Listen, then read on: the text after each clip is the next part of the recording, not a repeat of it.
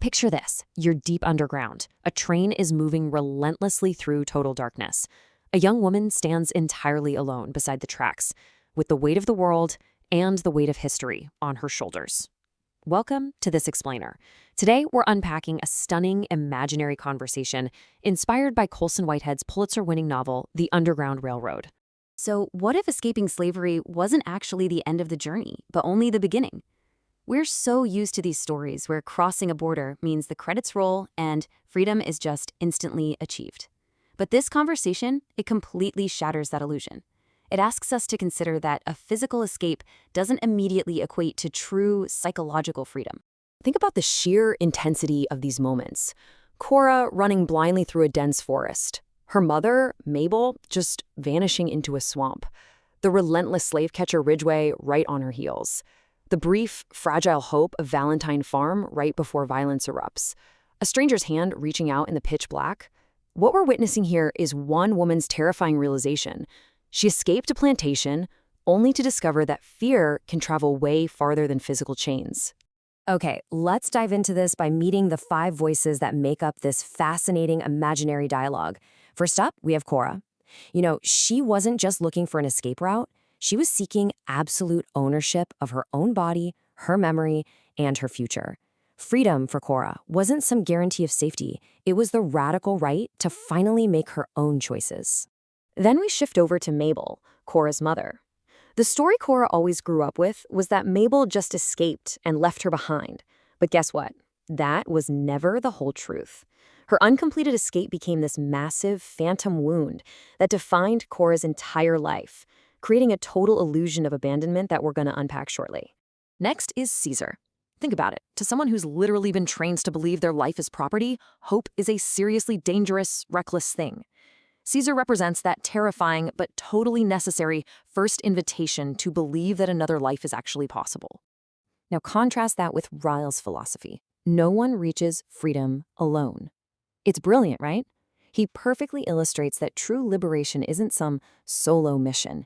It's built entirely on trust, on community, and on the incredible shared risk of strangers deciding to help one another. And finally, we have Arnold Ridgeway, the slave catcher. The really terrifying part? He genuinely believed he was serving civilization. Ridgeway literally voices the oppressor's chilling ideology, the belief that domination, strict order, and property are the true engines of American progress. Section 1. Escaping fear, not chains. So let's look at how crossing a geographic border didn't just magically erase the trauma Cora carried inside her. Oppression simply changes its uniform in every single state she visits. Down in Georgia, it's open bondage, just pure, unfiltered brutality. But then in South Carolina, the illusion is wages and care. The hidden reality, though, medical control, forced sterilization, constant surveillance. It's oppression disguised as progress.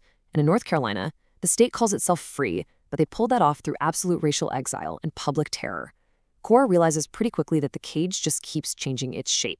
Section 2. The truth about Mabel. Let's walk through this heart-wrenching timeline. Hour 1, Mabel escapes into the swamp alone. But by hour 4, the thought of her sleeping daughter completely paralyzes her.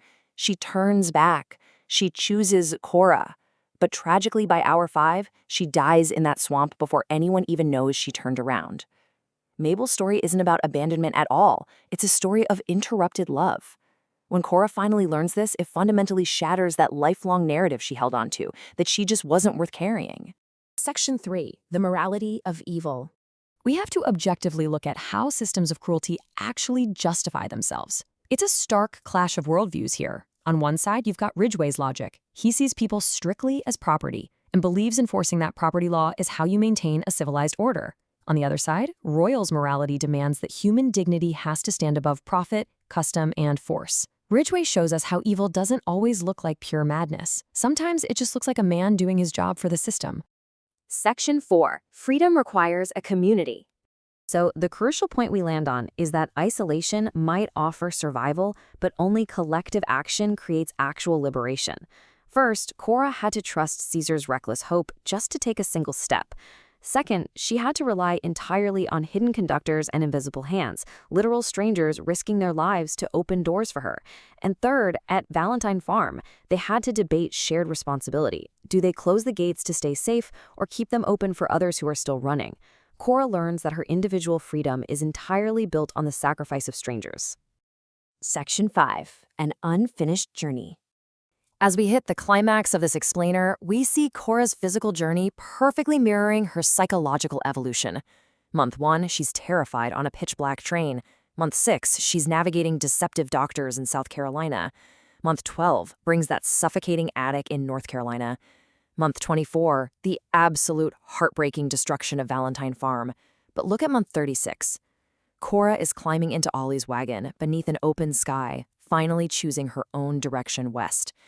She isn't just running away from something anymore. She is a woman choosing to travel. So I have to ask you, can evil believe itself to be moral? Absolutely. Can freedom survive without a community? No way, it cannot. And can memory become something other than just another prison? Yes, for sure, if we let it guide us rather than trap us. Cora's choice to head west into total uncertainty is the ultimate act of self-ownership. She is finally free enough to decide what she will do with her own history. Because you see, freedom was never the final destination. It's not this magical place where history suddenly stops touching you. Freedom is an ongoing, exhausting, but totally beautiful practice of choosing a direction. It's the right to feel your own fear and still decide that your life belongs to you. If you want to dive deeper into this amazing philosophical exploration of Whitehead's work, I highly encourage you to read the full dialogue at the link provided. It is a seriously fantastic read for anyone wanting to explore the true depths of these themes. Just as a quick note to wrap things up, this explainer covers an imaginary conversation inspired by the novel, designed to explore its deep themes. So it doesn't represent actual historical events.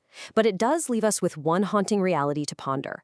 If freedom is never truly a final destination, what borders are you still crossing in your own life today?